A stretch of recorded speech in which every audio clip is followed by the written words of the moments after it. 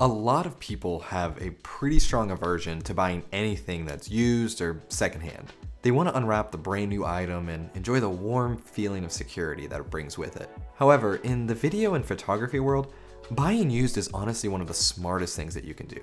You might be surprised to find out that probably about half of my Livestream gear at my church was actually purchased secondhand.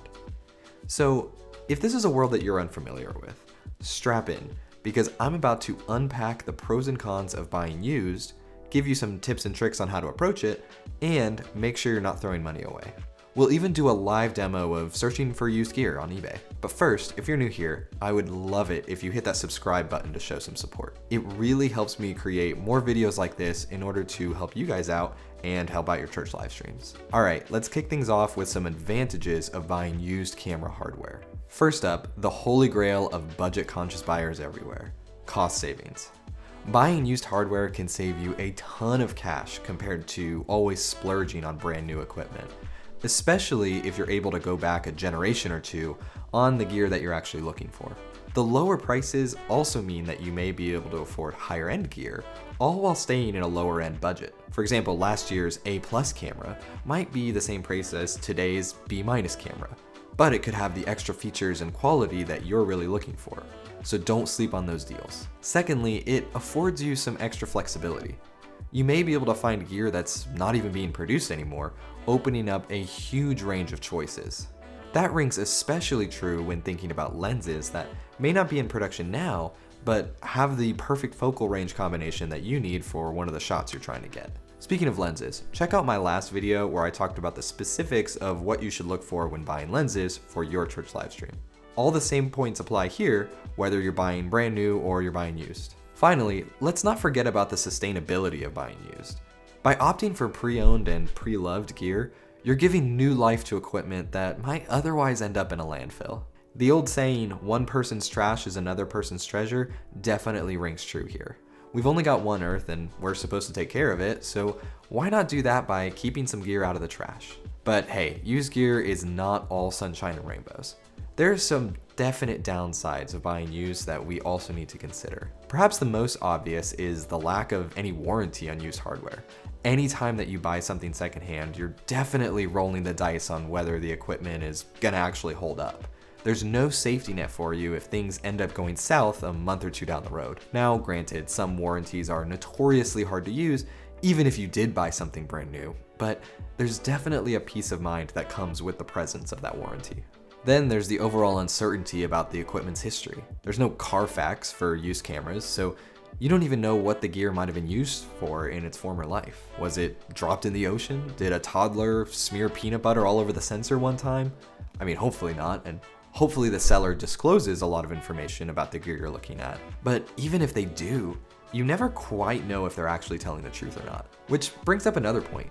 Some items are just straight up scams or counterfeits. It may shock you, but some people are not super nice and they'll lie about something that they're selling you on the internet. I know, it's hard to believe. Obviously, there are companies out there selling brand new items that are, let's just say, less than stellar. But at least you always have the ability to stick to reputable brands buying new. With used items, it can be kind of hard to tell sometimes. And finally, you also have to deal with limited availability. If you're trying to build up an arsenal of, say, 6 cameras off the used market, 6, you may have trouble finding 6 of them that are actually high enough quality to fill out your kit. Not to mention, if one of them breaks further down the line and you're looking to replace it, you never quite know what's going to be out there and how long it's going to be available. So if you're looking for something to be available in large quantities for a long time, the used market may not be the best place to look. Now, some of those disadvantages might be enough to dissuade you from ever buying used gear. But fear not, my friends, I've got a few tips and tricks to help you navigate the wild world of used camera hardware. First things first, do your homework. Get to know the actual specs, features, and market value of the gear that you're going after. When you're buying used, you don't want to just browse. Everything that you see will sound like a great deal because you don't really know its true capabilities or worth. You need to be hunting, not browsing, in order to find a good deal on a very specific item. Next, inspect each item like your life depends on it. Now, that can be tough when you're buying something online, but you can always request more detailed images, ask questions, and look out for any big red flags with the seller. And if you're buying something used in person, you can do all the same things. You just won't need pictures because you'll just use your eyeballs instead. Third, and I can't stress this enough, only buy from reputable sellers and platforms. The specific platforms that I've used are eBay, MPB, KEH, and Adorama. But even within those platforms, check out the profiles of the actual sellers. Make sure they've got solid reviews, and realistically, I wouldn't buy something from someone with less than like 4 stars, or maybe about 90% satisfaction rating. Now that might be kind of high, but I just feel like it's not worth it to go lower than that. Some of these platforms allow you to participate in auctions on items, and personally, I don't love doing this because it's just too easy to end up overpaying on items, and it's a lot of added stress about whether you're gonna get it or not. I prefer to just use the buy it now option.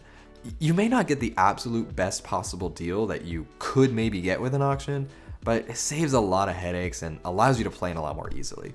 And you're still gonna save money versus buying brand new. While we're on the topic of platforms, what about Facebook Marketplace? I've definitely found some good deals there, but I find that there's a much larger human element to it and usually much less specific stock. Meet up in person, sometimes with an extra friend tagging along, and actually test the gear. This is the one big advantage that Marketplace has over the other platforms. You're able to actually get your hands on the gear before you're buying it. Make sure you take advantage of that benefit and make sure everything works. Finally, always, and I mean always, pay through the platform, or in the case of Facebook Marketplace, pay after you have the item in your hand.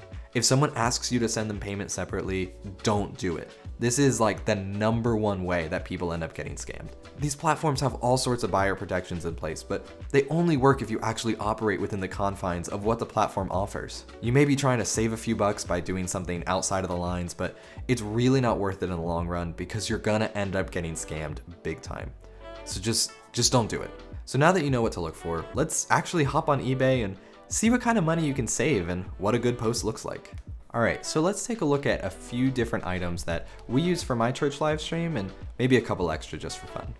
So let's start with the Sigma 18-35 lens, which is one of my favorites. If you look here on Amazon, depending on the type of lens mount that you need, you're gonna be spending anywhere from $630 to potentially $700 or $750. Now we can jump over to eBay and we can just search for a Sigma 18-35 millimeter, and we'll say Canon because that's the lens mount that we need. So here we go. We can see a few for under $600, maybe even around $400, depending on what we're actually looking for. Now, one more way to make sure that you're actually getting a good deal is to go over here to the Advanced tab, click Sold Items, and then hit Search. And this will actually show you what things have actually sold for in the past, so you know if you're overpaying. For example, here, we can see some have sold for under $400, even with an ND filter. Now, some have sold for a little bit more than that, brand new, $550, but that's still cheaper than the $629 that we saw on Amazon.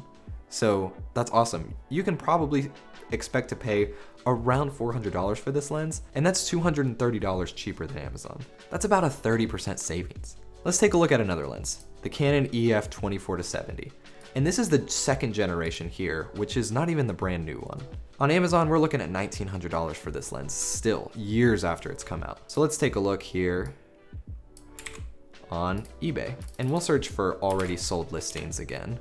Look at this, 900, 740, 1,000, 800, 660. We're seeing some great prices here. And even if we search for ones that are currently available, we can see here $800, this one's $1,400, brand new. So again, a brand new lens, but still for about 20% off. That's a great deal. How about the 70-200? This is the latest generation of the EF mount version. So on Amazon, it's about $2,100. Let's see what it is on eBay. Awesome, we can see some listings for right in the $1,500 mark. And if we actually search for sold listings, look at that, $1,400, $1,400, $1,300, $1,350, $1,600. So anywhere in the $1,400 to $1,500 range. Again, a huge savings compared to $2,100. You're looking at about 25% off with this. Now let's take a camera that we use on my live stream, which is not an expensive camera to buy brand new because it's not exactly a new camera. But on Amazon, you can still see it's about $600 with a starter kit lens. Let's see what happens if we search eBay for this. Awesome, we can see a few deals that are actually about the same price or maybe even a little more expensive, but they often come with accessories. Now for the church live stream, we don't necessarily need those accessories, so let's go a little farther. We can see with the body only, $420. That again is close to a 30% savings over a brand new camera. Now it doesn't come with a kit lens, but you may not need that lens anyway. Let's keep looking. Here's one, $250, $350, $310, $320. And let's look for actually sold items. $267 for a body, $445 with a lens and some batteries, $440, $660 with a lens. For some reason, they could have bought that new. $300, $420. So again, we're seeing savings of anywhere from 25 to 50% off on some of these cameras. Finally, let's look at something a little bit more high-end that I'm not buying used or new, but let's take a look at a red Komodo. So if you're gonna buy one of these from B&H, we're looking at $6,000 just for the body. So what about if we take this to eBay? What do we see in there? I'm not expecting to see a ton of these here, but let's take a look. Here we go, $4,500 right off the bat. This one is kitted out a little bit, $8,500, $6,700 with some extra components. So you may struggle to find some that are completely bare bones here, but let's take a look at ones that have already sold. And here we have $4,500, $4,500, $5,000. So again, we're looking at savings of $1,500 to $2,000 on even a red Komodo. Now this might be one where you want a warranty because it's more expensive to begin with, but I hope that this shows that you can actually get some great deals on eBay and expect to save anywhere from 20 to potentially up to 50% on basically any camera gear that you're looking for. Maybe more realistically in the 30% range. So what's the verdict? Is buying used hardware actually worth it for church live streams? Absolutely, but only if you do your due diligence. If all of this sounds like way too much work to you, that's fine. Go ahead and buy all your gear brand new. But if this doesn't sound like a problem and you're working on a tighter budget and maybe you're used to shopping for used items, this can be a great way to build out a great church live stream kit on a budget. If this helped you out, go ahead and leave a like or a comment or share it with a friend who needs to spend less money. Until next time.